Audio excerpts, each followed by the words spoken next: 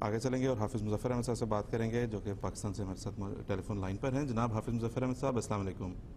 وعلیکم السلام ورحمۃ اللہ. جی حافظ صاحب آپ سے میں پوچھنا چاہتا ہوں، پچھلے پروگرام میں ایک کالر تھے بشارت حسین صاحب، انہوں نے بھی پوچھا تھا پچھلے دنوں ایک یہاں پہ نجی ٹیلی ویژن چینل پر بھی گفتگو کے دوران ایک یہاں پہ بات آئی اور انہوں نے کہا کہ حضرت مرزا صاحب علیہ الصلوۃ والسلام نے اپنے کمپینینز کے لیے، اپنے حلقہ احباب کے لیے صحابہ کا لفظ استعمال کیا ہے، اور بھی ٹرمز انہوں نے کہیں ام المومنین کی، اہل بیت کی.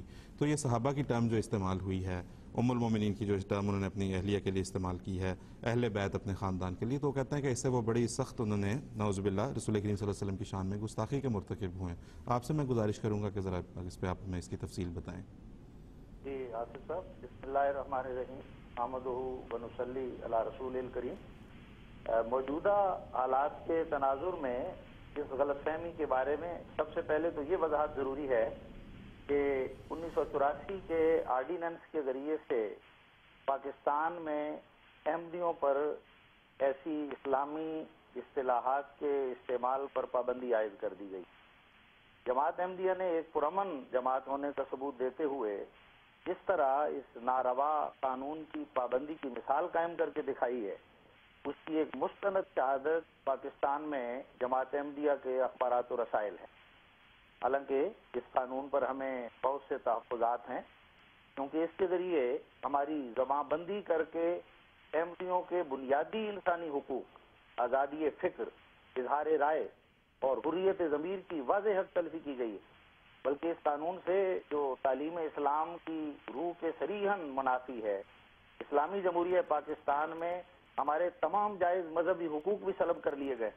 یہی وجہ ہے کہ ہم نے قانونی چارجوئی کرتے ہوئے اس امتیازی قانون کو شرعی عدالت میں بھی چیلنج کیا تھا، مگر آج تک جماعت نے کبھی اس کی قانون شکنی نہیں.